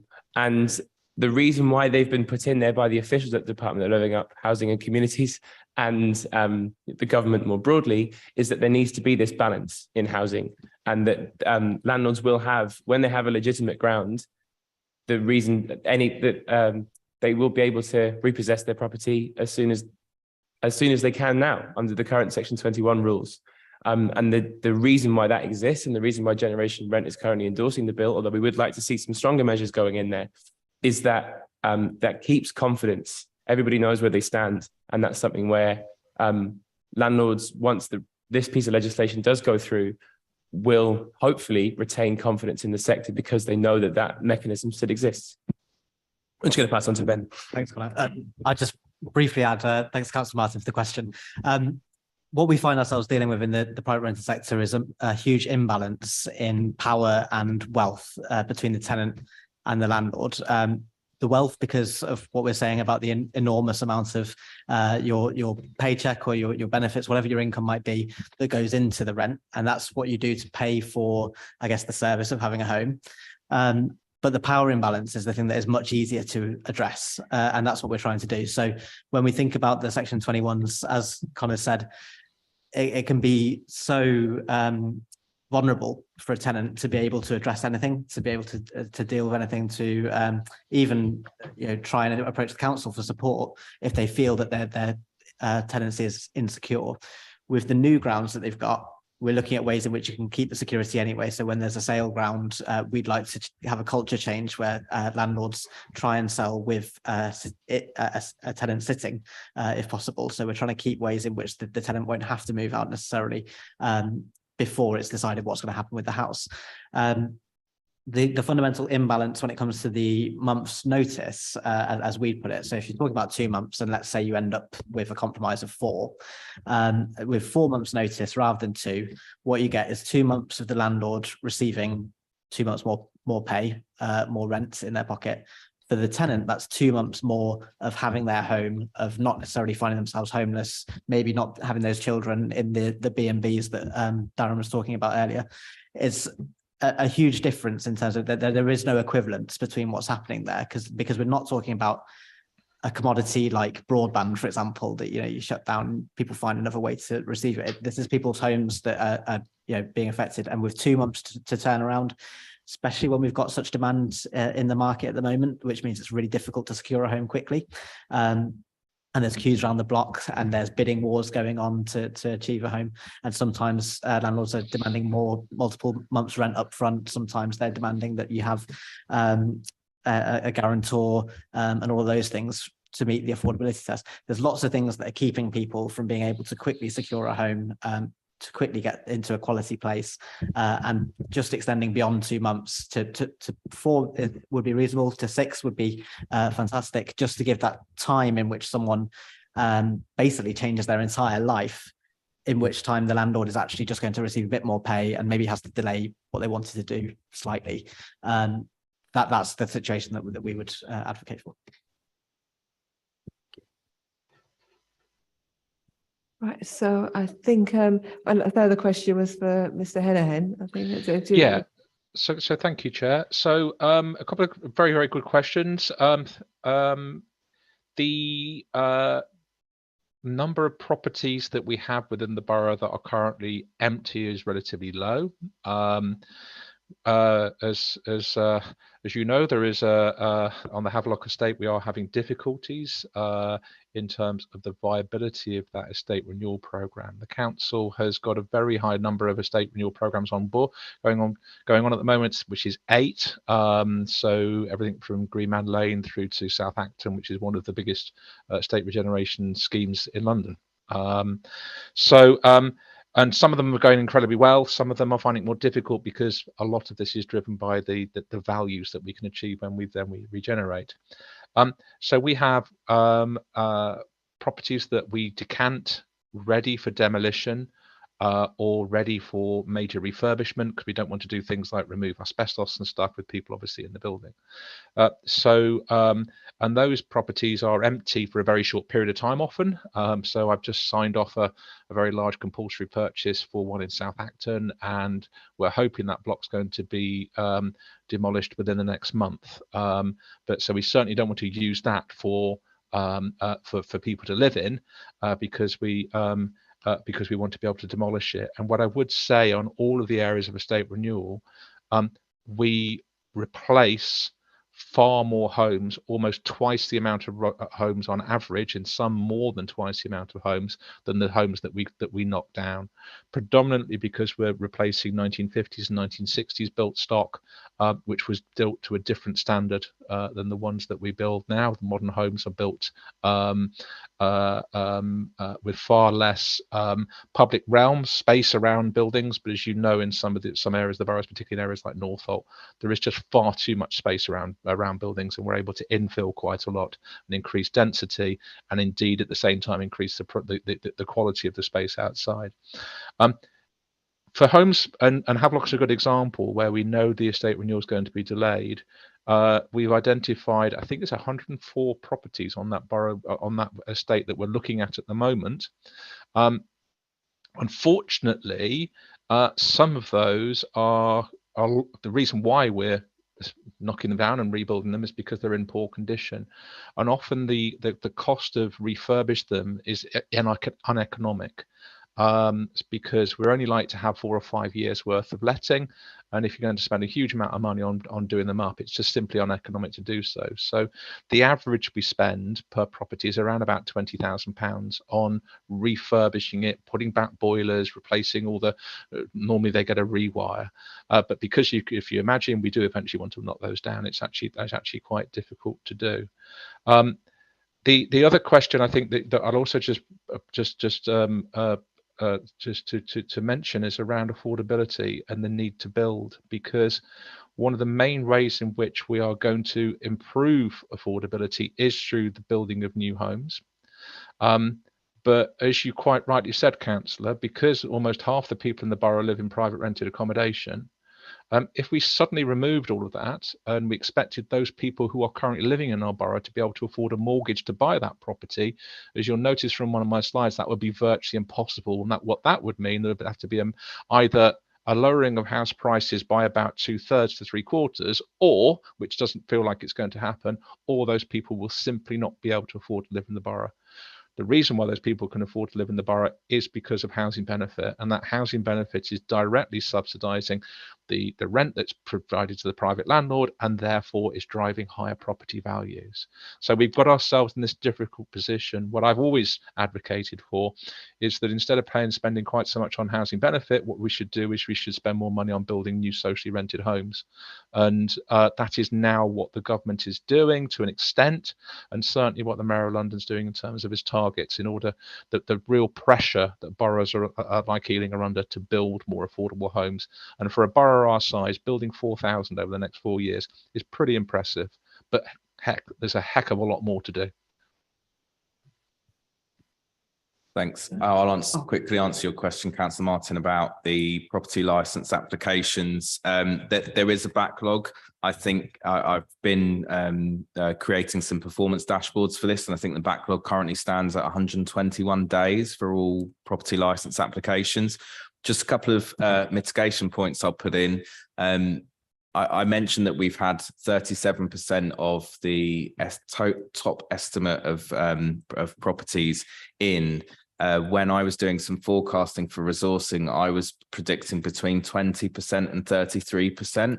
And I'd resourced the team in that range. So sort of bit of a mea culpa. We have the landlords in the borough have been far more compliant than I expected them to be, and certainly the early application discount was good.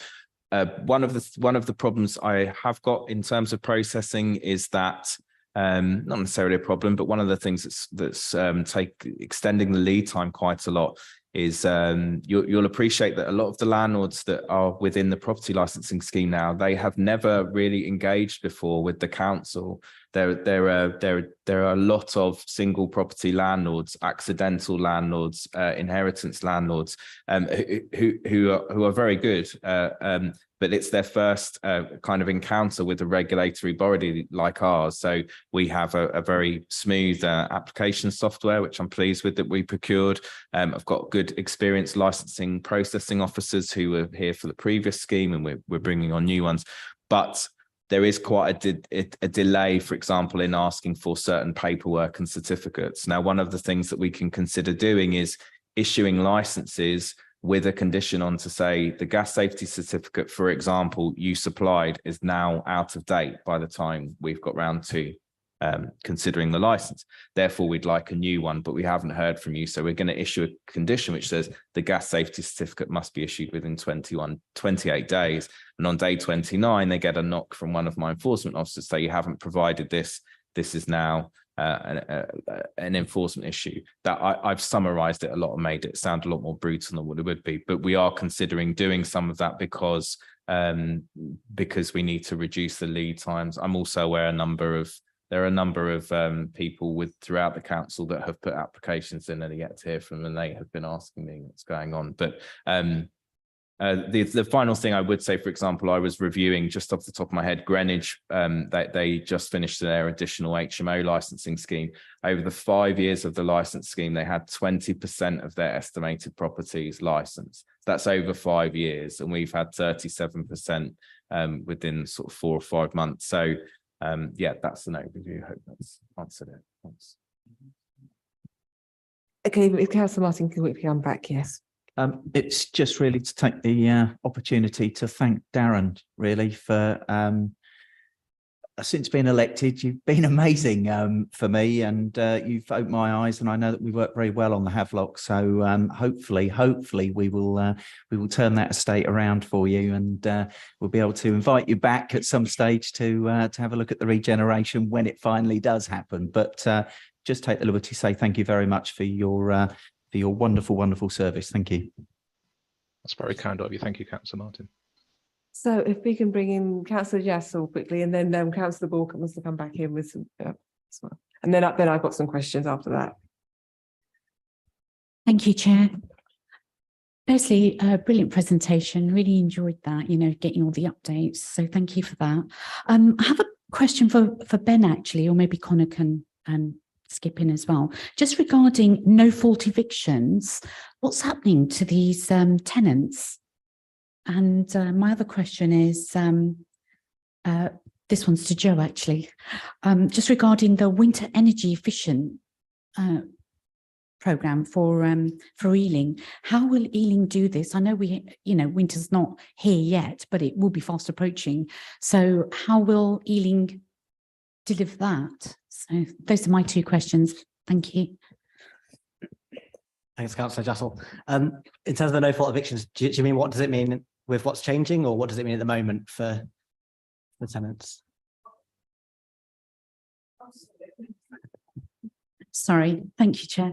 Well, I mean, just regarding the no fault evictions. So I just wanted to know, if a tenant is put into that situation, how would you handle that?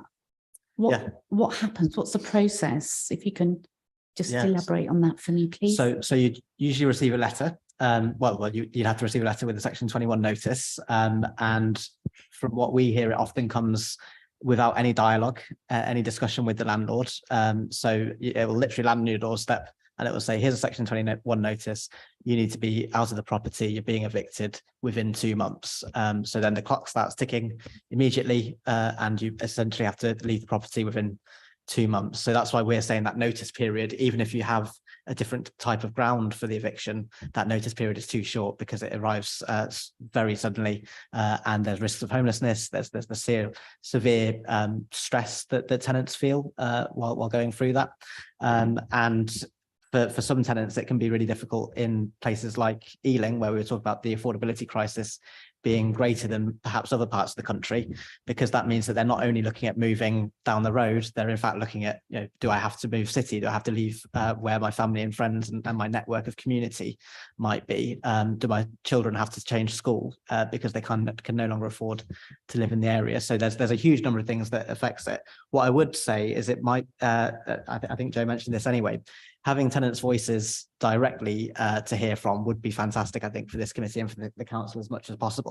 It's Generation Rent's bread and butter to speak up for private tenants, and we really emphasize that there's a complete diversity of renters, as has been alluded to already, but not just diversity in terms of demographics or even in terms of the part of the borough where they may live, but actually the experience of tenants with landlords. So you get good landlords, you get bad landlords, you get terrible landlords, of course, but the experience of renting can be very, very different. And it's worth hearing all sides of that, because you don't want to just see what needs to stop happening or what needs to change. You also want to hear, how do you get a good experience? How do we finally start to see private renting as something that would be attractive?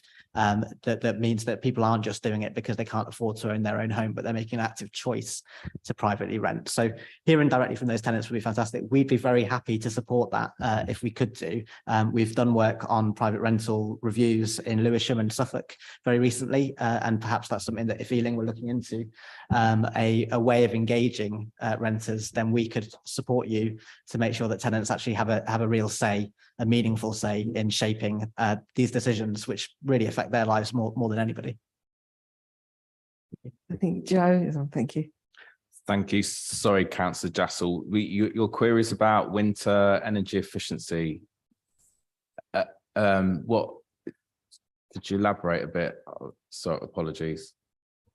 Sorry, I just wanted to know, how will Ealing Council, will you roll out a new scheme on that, or how will you, what measures will you put into place for these tenants just regarding the winter efficiency? Do you mean the council tenants or private rented tenants? Well, I'd say go with the council tenants first, because they'd be more vulnerable. Sure. Shall I help? Sorry, Joe, because I think it's probably one more for me to answer. So, Councillor, the council invested in the HRA business plan just over £1 million in providing support for tenants, because we knew that the cost of living crisis, and particularly the cost of living crisis as presented through increasing fuel prices, so that's the cost of heating your home, was going to be particularly profound. So earlier on I mentioned the stuff around damp and mold, and that being a particular trigger or a particular consequence of fuel poverty. And what we do is we proactively go out and seek people, but also we're obviously monitoring people who are getting into rent arrears. And when that happens, we know that family or that individual's in crisis, and we go out there and we sit down with people and we have a cup of tea with them and talk through what's going on. We make sure that they're getting all the benefits that they're entitled to get. Still in this borough, people are reluctant or proud or whatever it is in order to not get the benefits that they deserve. But we sit down with them and help them navigate the benefit system so that they get the access to those benefits. What we also do is support them to budget. Smart meters, and I think we've probably all got smart meters in our homes these days. I certainly have one, and it makes me panic every morning in the winter when I get up and realise that the kids have had the heating on, and we actually just spent £6 on gas before I've even woken up that morning. But but actually it panics people. And what they then do is they just switch everything off. And what we try to explain is, no, you are going to use more fuel in the wintertime, but actually in the summertime, you won't need to be able to do that. So if you take an average over the whole lot, you will be able to afford it, because people have been unnecessarily switching off their heating. We also have, for the broader cohort of people across the borough, a big piece of work around the cost of living crisis and the support that people have got. Everything from warm areas through to support and signposting things like food banks, getting out and talking to people to try and keep them active in the wintertime, and a whole host of other things that the council's done.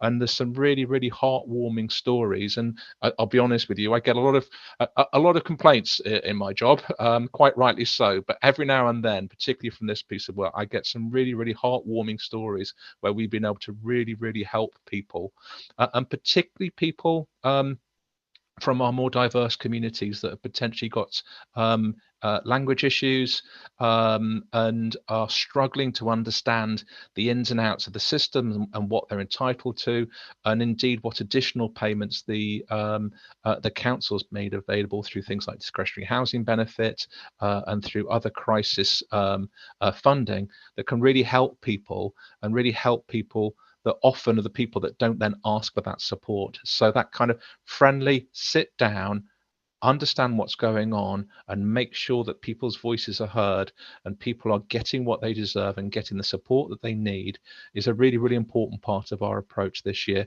And indeed, I'm afraid the cost of living crisis hasn't gone away. The support will continue into the next financial year at least.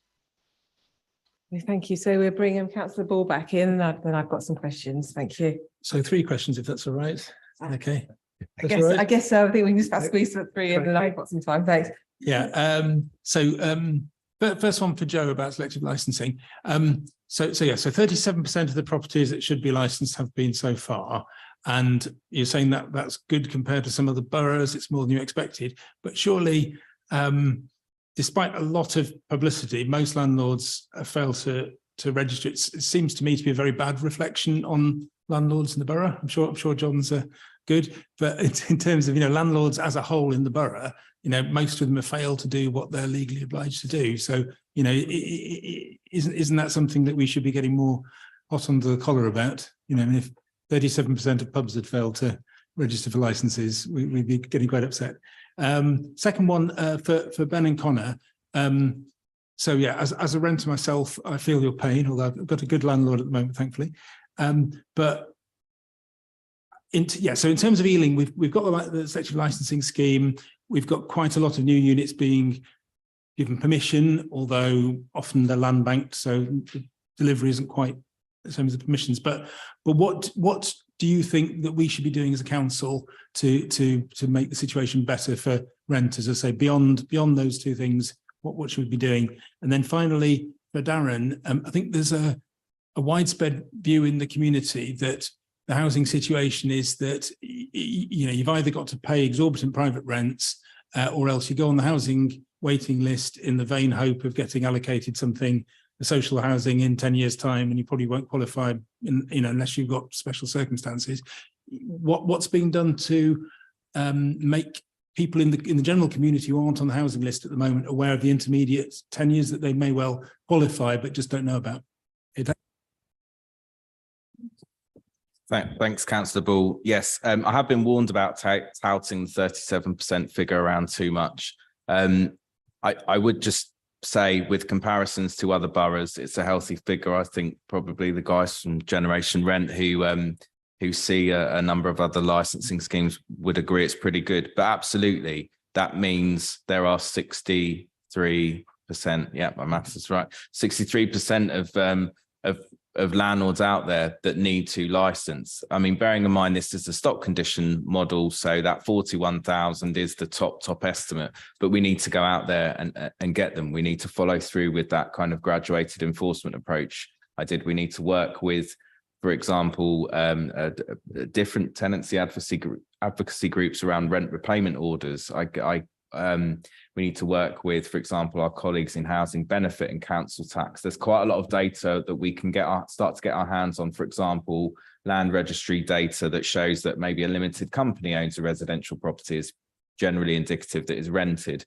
We can get mortgage data about buy-to-let mortgages, but I need to do it in a steady basis. Otherwise, I would employ 2,000 people in year 1 and 0 in year 2, 3, and 4. So we will do this in a graduated approach. And I think we also need to bear in mind that all of our actions are appealable to the property tribunal. And at the moment, the property tribunal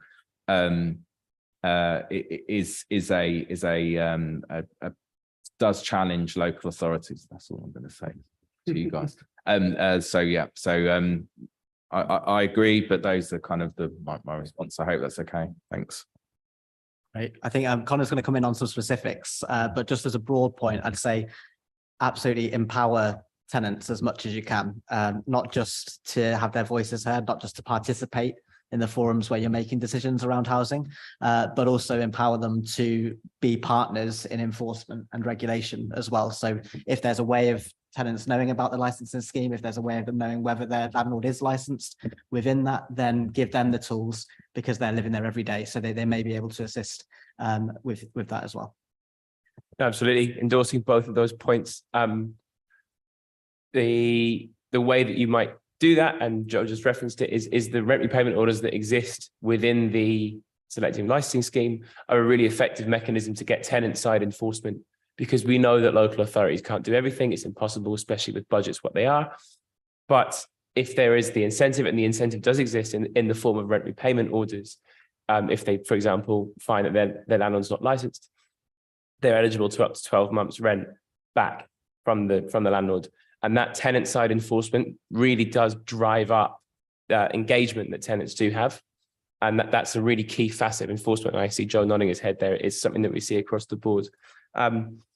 The other thing is knowing their rights. So the big thing that we would always say to local authorities who would ask this question is ensuring that tenants are absolutely aware of what they can and can't do.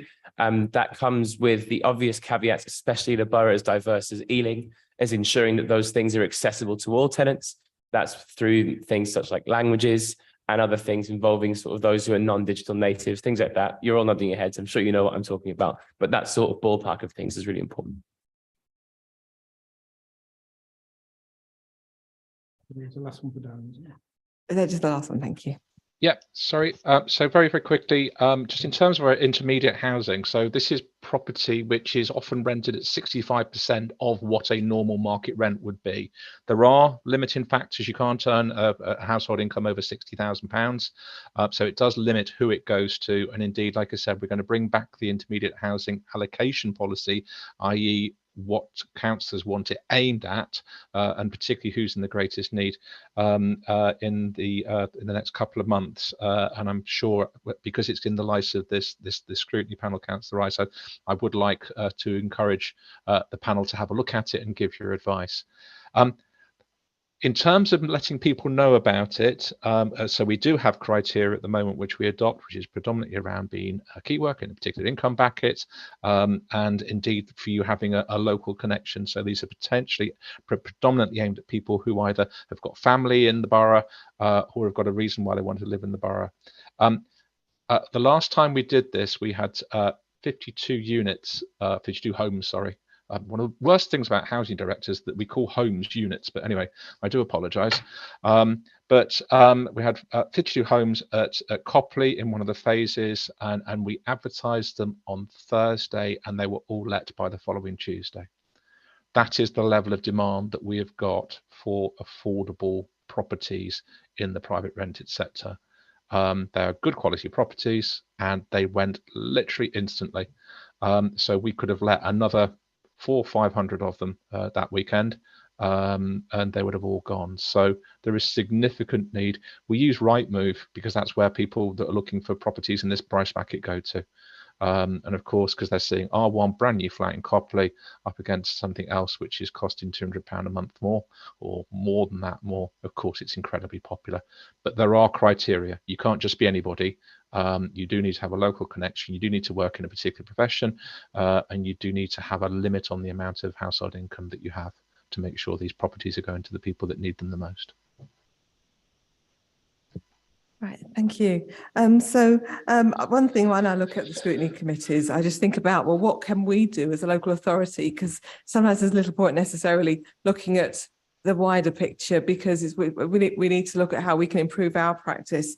Now, one thing that I'm really wondering about as well, and this is we have referred to for housing professionals and how difficult it is sometimes to get those professionals in place.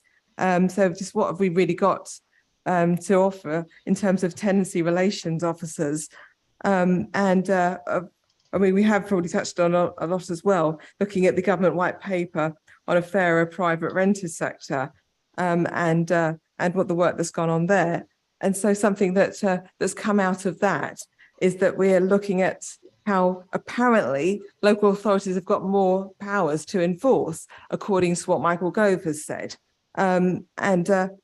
Yes, and so really what I would like to think about is on this one is that the Public Accounts Committee has since made recommendations, the Department for Levelling Up Housing and Communities conduct a realistic assessment of the resources needed so that local authorities can actually regulate effectively. I mean, I'm looking at this and I'm thinking, well, it's all very good turning around and saying, well, that maybe local authorities should be doing this, that, and the other. But I've been looking through the legislation, looking through the comments from the government library, and I can't actually work through what exactly is it that local authorities have gained from government when it comes to the renters reform bill, which is just coming through. So this is one thing I want to understand. It just feels like a bit of a word salad to me. It's almost as if you're just telling local authorities to do something, but they've not actually provided the resources to do so. This has come up in Parliament, and Rachel McLean, I think she said that there was an impact assessment for review by the Regulatory Policy Committee to go through for scrutiny, but still I don't really see the money coming through. So I'm actually just wondering how we can, how can we make it clear to people like me what powers local authorities have got to enforce, because one thing that I tend to think a lot about as a councillor is when I get tenants come to me who are in private accommodation, well, what can I actually do? Which officers can I speak to? What powers have we got to really help them? So this is something I need to be a little bit clearer on. So this is just something that I just need to understand a little bit more about. And also on another point as well, is that we've touched on landlords and private licensing, and the numbers who are actually applying. What exactly are the incentives for landlords to actually do so? What's actually in it for them as well? Thank you. Thanks, Councillor Rice. I think I'll take a few of those and then maybe pass over to you guys. So just to talk a bit about the renters reform bill, there is something that's quite concerning to my area, which is I think it's colloquially known as Clause 58, which is around the local authority being required to enforce things which were normally done under the kind of Landlords and Tenants Act. And you're right, there is no, but I have to say it's not unusual in the regulatory sphere. This is coming out. There's been no thought towards resourcing how that's going to happen.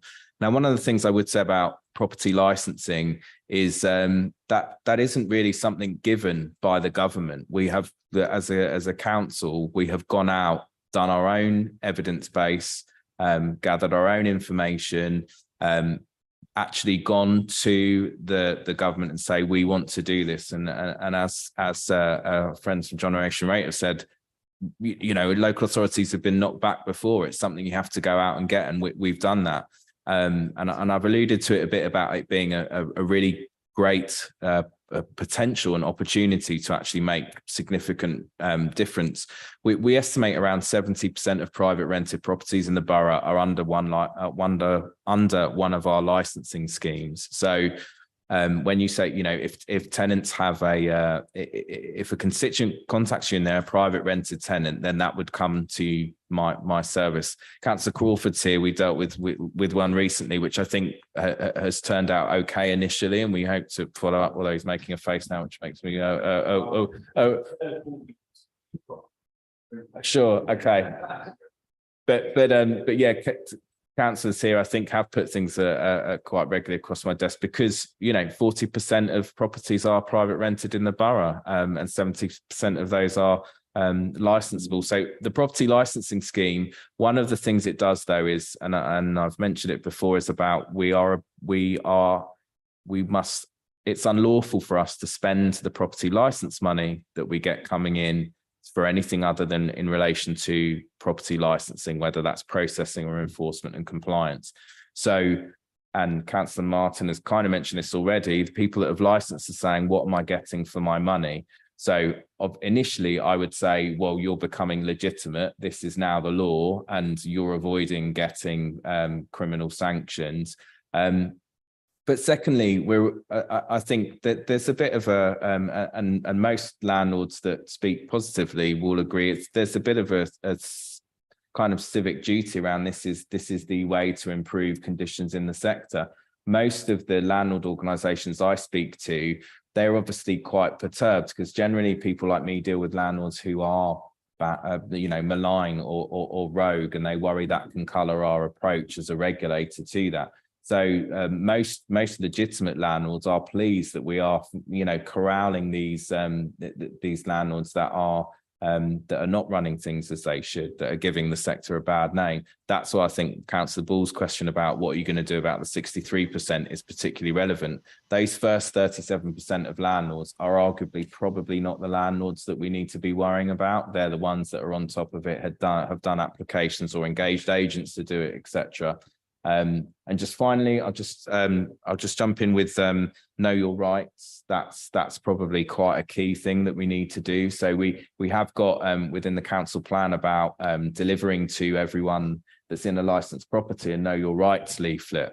However, doing that in the first 3 months with this brilliant cohort of landlords that have applied earlier on, they're not the people that need to know that. Well, I'm obviously talking in terms of thousands, but generally they're not. We would be much better to effectively use our resources on finding those ones that aren't licensed. And the final thing I would just say is I've mentioned about recruitment and how as the council officer delivering this, I need to manage officer capacity to do different things and how our focus will change.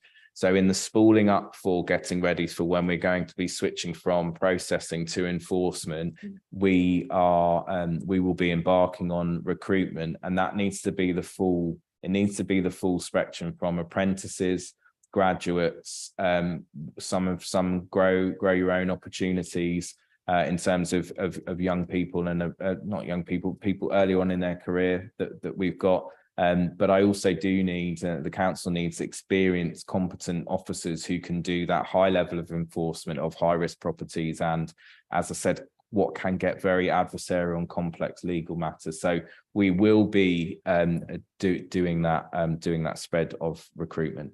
I'm happy to finish. Yeah.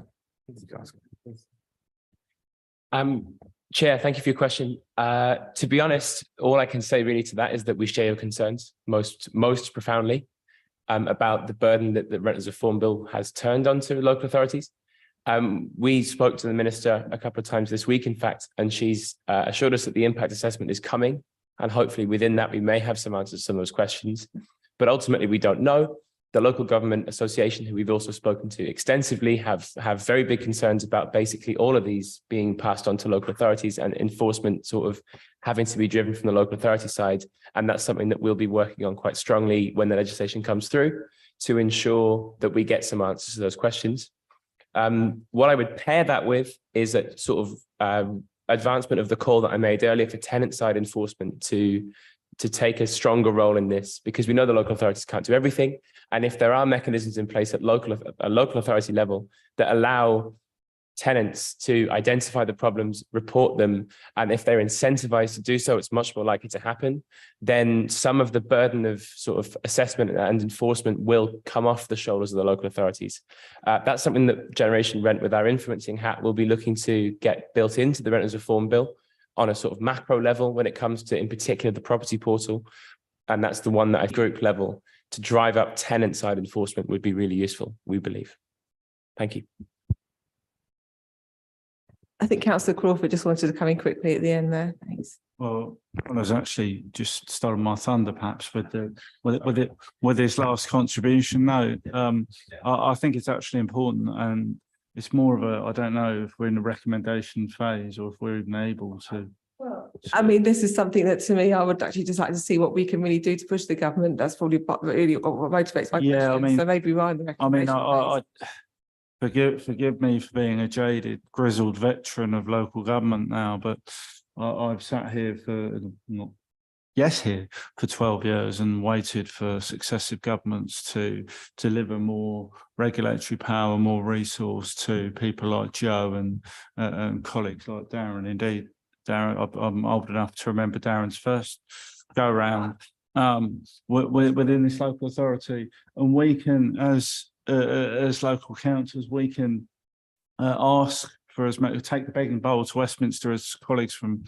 Generation Rent have done, and wait for some success, or we can innovate as we have done in this space, and as Joe's team have done in respect of selective licensing.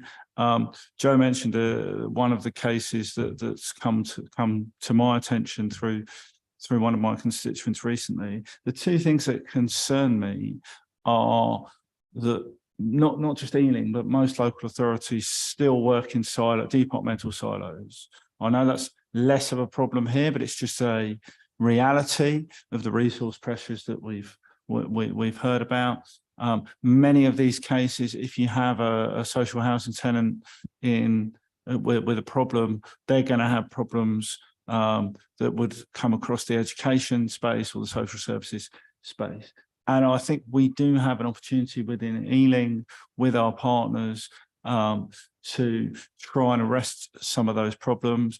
I would say that we could be much weaker, and I know cabinet colleagues and departmental leads are trying to do this, but I wonder if we could learn from some of the health work that we've done, particularly through COVID, with community champions and outreach work to spread the message. We now have funding from the NHS for a suite of community champions designed to spread health messaging across the borough into parts of the borough where there is deprivation or health inequality. I just see an opportunity for an expansion of that project. Maybe it's not strictly the use of the money that we've got budgeted through health partners in that particular program, but I mean in terms of the ethos, in terms of what Connor and Ben are speaking about, in tooling up the tenancy side and incentivizing most of our tenants to report these programs. I don't actually believe there isn't a mechanism there for people to report into Joe and the housing department, because I've experienced it very recently within the last couple of weeks, that the goodwill of our officers is there. They just have too little resources we've bored on about this evening already. But I think there is an opportunity to innovate. I meet so many residents associations and people who have effectively taken on housing casework because there are so many problems that they uncover. There's goodwill across the community because nobody wants to see people living in squalid conditions, apart from our very rogue and unseemly landlords. I just see there could be some scope further on in this panel, Chair, for us to even, look at a working group or something that draws up some ways where, with a little bit of resource and actually common sense, working with colleagues from Generation Rent, other agencies, even with the OPDC, in respect of them being a player in this market with more significant power than the local authority, to design something that deals with some of these problems and becomes an exemplar. But there's blue sky thinking for you. Having said that, I didn't believe in any of that. I've just done it. Sorry, Chair. Oh, well, thank you, Councillor Crawford. I think it might be worth me listening back to the recording and trying to put together some kind of recommendation along those lines. I'll email it to a more concise version. That would be probably very helpful. Thank you. Yes, and then we'll work from there. So just what I just will just point out is that you've talked about a working group and getting more input from other members.